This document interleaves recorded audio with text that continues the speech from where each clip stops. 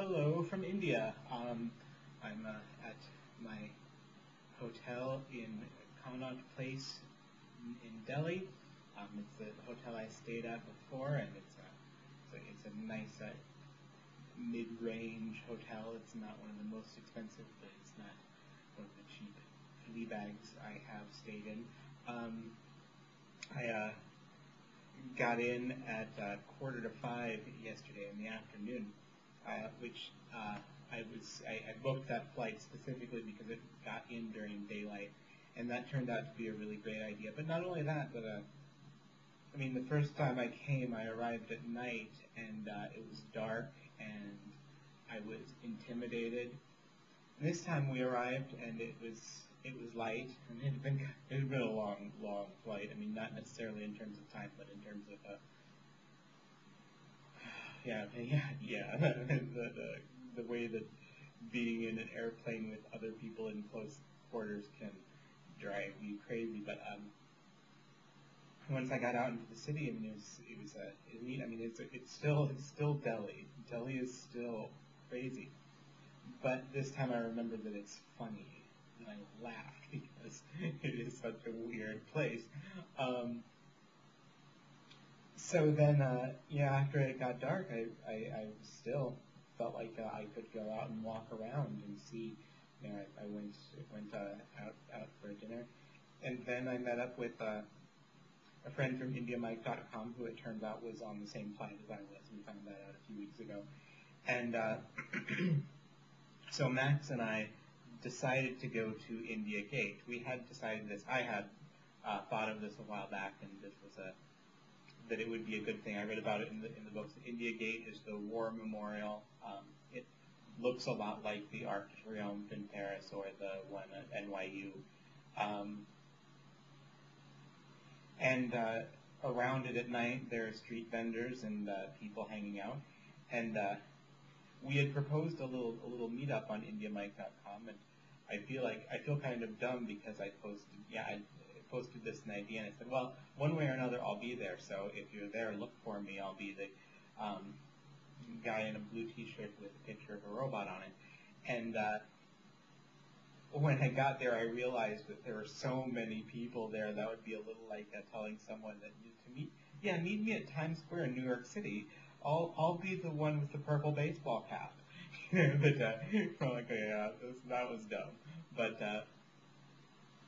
Max and I went through and we got the rock star treatment from a few people. This is the starstruck. My name for the starstruck quality that people get when they see a white person here. That this whole family saw us. I think they saw Max first because, when I took a picture of all of them together, he was clearly not only the whitest person in the shot, but also the tallest. So he stood out. And it was kind of fun because they were so excited to be talking to people from America. So then I found a solution to something I'd been wondering about.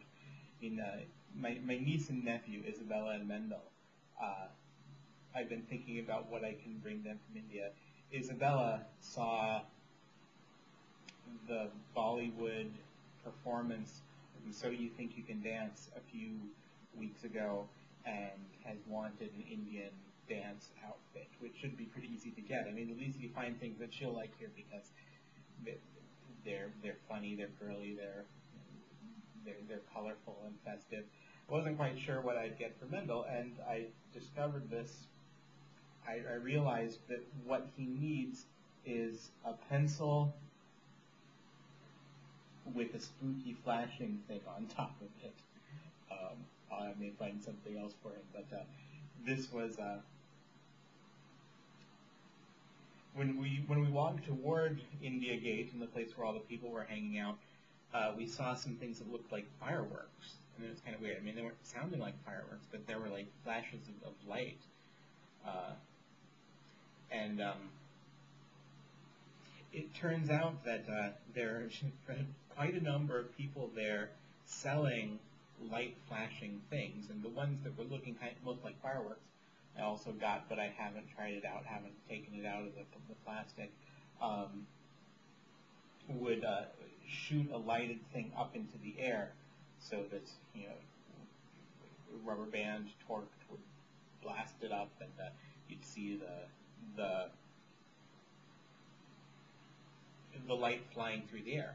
And then after Max and I had walked for a bit and gotten that rock star treatment, we sat down on a curb, and then a handful of people selling the lighting things. Well, boys, I think that some of them were really kids, and some of them were teenage boys. I don't think any of them would have been much more than 20. And started trying to sell us these lighted things to play with. And the first little boy was really, really cute. I mean, if I were going to adopt a kid from India, I'd want this one. We bought from him gladly, and it is I'm aware of some dissonance, because I was really upset by kids becoming salesmen in Bodh Gaya, but I don't know what the difference is. And there's an additional irony when kids are trying to sell me toys, that kids have their job trying to get me to buy toys from them. Seems kind of weird, but then again, when it's a kid selling something that's fun, the kid gets to demonstrate it and show you, and look, this is fun. And those of you who've talked to me about my first trip to India know what I'm talking about here. Hello, sir. Look, sir. Parrot. Look. So then we bought our first little flashy things from one of the kids, and then he moved on, and some of the other kids came up and started trying to sell us stuff, and then they moved on, and then this one came up with the spooky head. And that wasn't what he called it, but I think it's spooky. I don't know quite what this is supposed to represent, if it's a ghost or something, but it's kind of weird. So he asked me how much I'd pay for it, and that's a common sales technique here. Ask you how much you pay for it. Rather than ask you whether or not you want it. If you say, I don't want it, I'm not paying anything for it, you say, no, how much you pay for it? How much you pay for it?